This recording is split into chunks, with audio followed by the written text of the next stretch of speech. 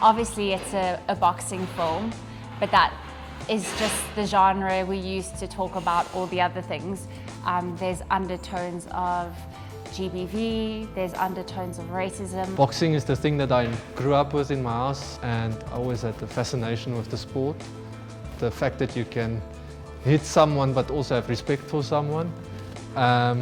So those things started becoming little ideas, but at the same time gender-based violence became quite a big issue. These two worlds, boxing and abuse and exploitation, all work quite nicely with one another.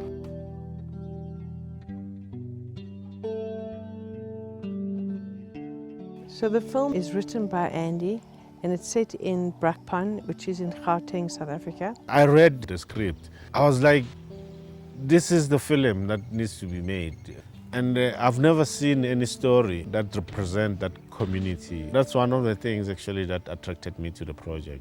I suppose in a way it's like a microcosm of where South Africa is, even though it's in 2023 and we should be living in what should be a free society. There's still a huge amount of racism. But basically it's just looking at the small town, working class milieu, forgotten towns in South Africa.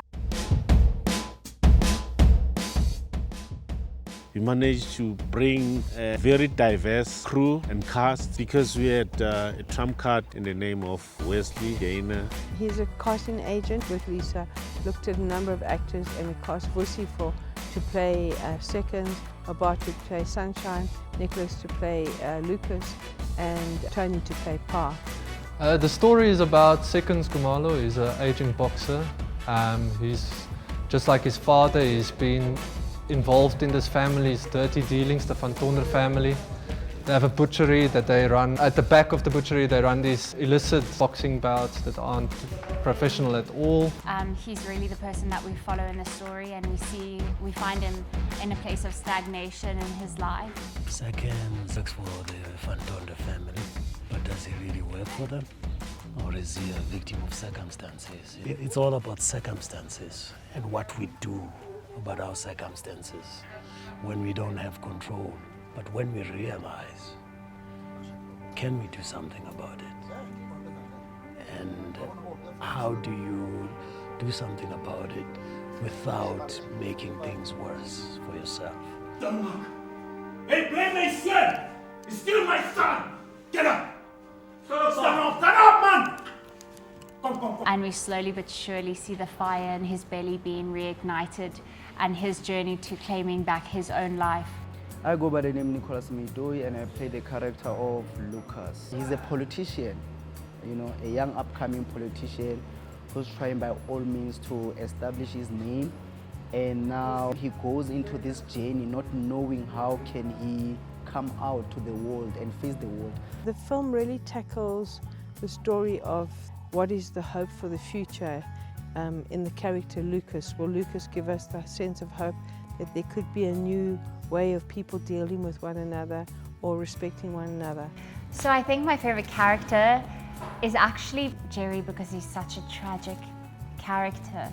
He has made so many bad decisions in his life, but it's also due to the world in which he was brought up in. What I like about Jerry is I think that he actually respects Seconds a lot more than he shows. I think Seconds is much more of a father figure to him than his own father, which I think he really struggles with because of him being white and Seconds being black. I think he really struggles with the racial difference. He's almost stuck between the old world and the new world, and he doesn't know which one he's in. Kry. Lekker,